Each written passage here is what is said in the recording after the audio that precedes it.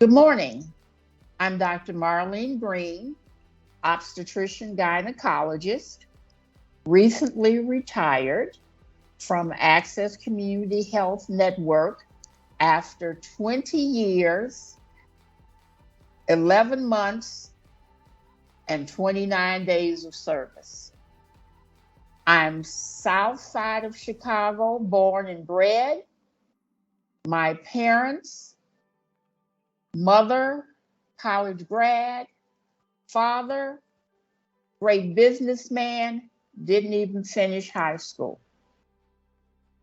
I went to Catholic schools my entire life until I went to the University of Illinois Medical School.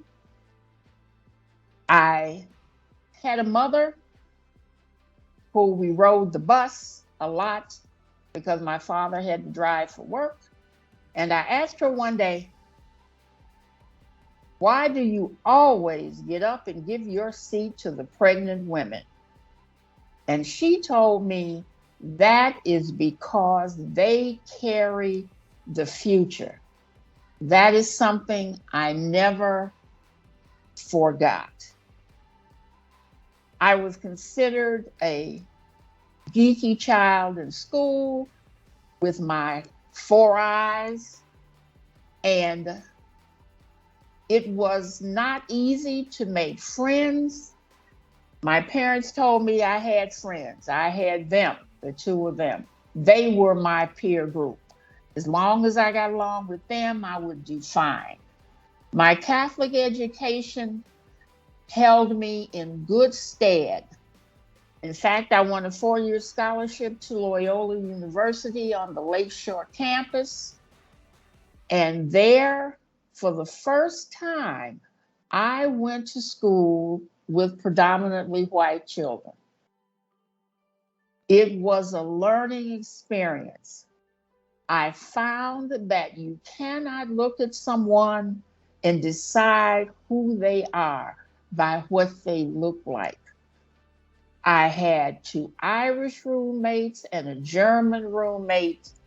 There was one other Black girl in the dorm, but they were my buddies. In fact, one of my roommates married a classmate who lived in the boys' dorm. I stood up in their wedding. I delivered her first child when I was a resident because she trusted me that much. I got accepted to the University of Illinois Medical School 50 years ago. That was an eye-opening experience. It was demeaning, racist, sexist, and they weren't about my success. But as my best friend and I joked after we finished, we were too dumb to know we were supposed to fail.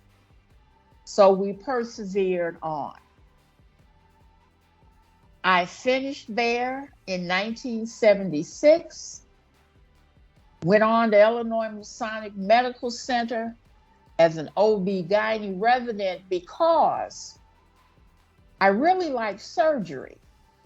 But the way they treated the only white woman they had in the surgery department at the U of I, my soul couldn't take any more abuse than it was taking now. So I had to find a specialty where I could be of service and could enjoy.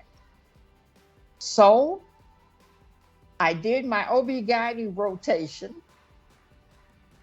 And there I found I could teach women, I could socialize, I could lift them up, and I could praise them when they succeeded, and I could hug them when they cried. The greatest thing I've ever seen is when a baby is coming down the birth canal, the head swivels. I have never, to this day, seen anything more amazing than that. So I went into OB-GYN. The residency wasn't easy, but we persevered. And I went from there into private practice in downtown Chicago with 4 of my classmates, a multi-specialty all-Black group. When our group disbanded, I worked in West Suburban, and I had a friend who worked at Sinai and Access, Dr. Theodore Jarrett. And he said to me, baby, I know somewhere you need to be. And I never heard of Access, never heard of it. He took me with him to meet Dr. McCundon, and I was so impressed by the medical director. And having seen what Jared was doing, I liked the mission. I liked the mission because here were people, men, women, and children, who did not believe they had a right to good health care, didn't have access to good health care, and felt just downtrodden because they felt they were less than everybody else. They were not. Dr. McCundon hired me. And over the last 20 plus years, I worked at many Access clinics. But the things I know about Access are this. Before diversity, inclusion, and equality became buzzwords, Access was doing it. It wasn't a catchphrase that you had to have a VP title for. It was what they were doing every single day. I remember working at the James West Clinic. James West Clinic sat in the Haymarket Rehab facility. I stayed there 10 years. They took care of men and women, no children, who were drug addicted, trying to get clean. And we had the pregnant women.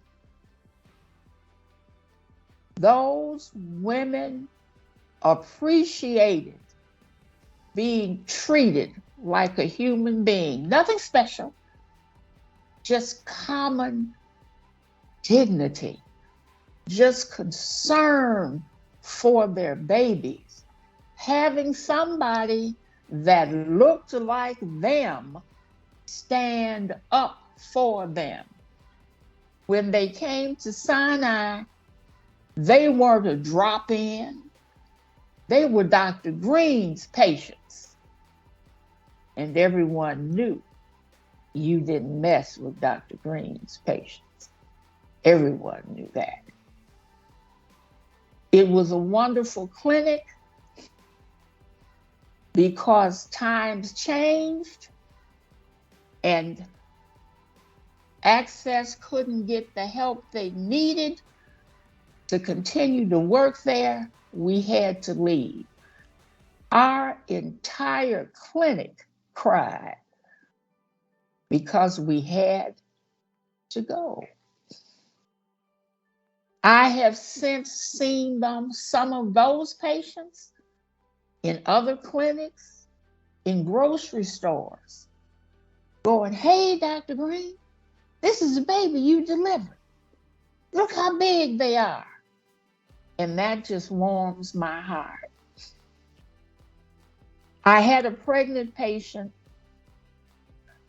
And she asked, could she bring her husband and her little girl to the visit? And I said, sure. I'm standing in the hall, white coat on, stethoscope around my neck, talking to my MA, and they're coming around the corner, going to go into an exam room. And the little girl breaks into a run, screaming, Mommy, Dr. McStuffins is real. Nobody knows what that meant to me. That I was the embodiment of a dream. I will be on my way to the cemetery when I forget that. Or the patient I had who had what we call a cord accident, and her baby died in utero. We held each other and we wept together. Her family, her neighbors, told her to sue me. She said, Dr. Green did nothing wrong to me. She held me when my heart was broken.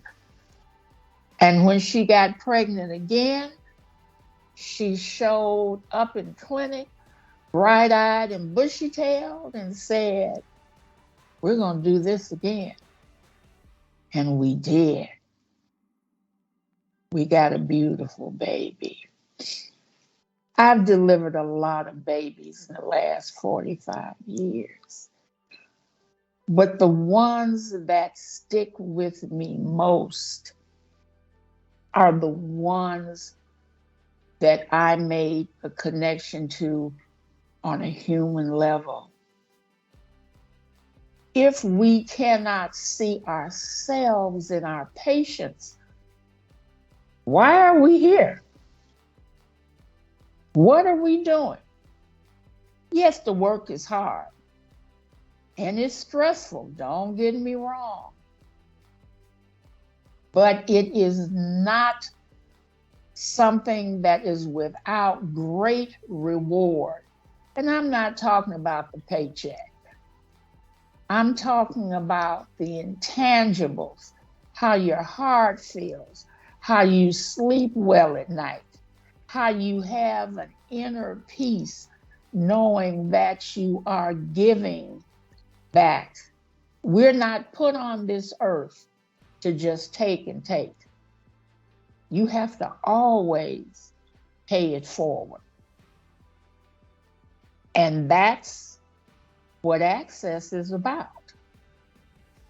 Paying it forward. And that's why I stayed.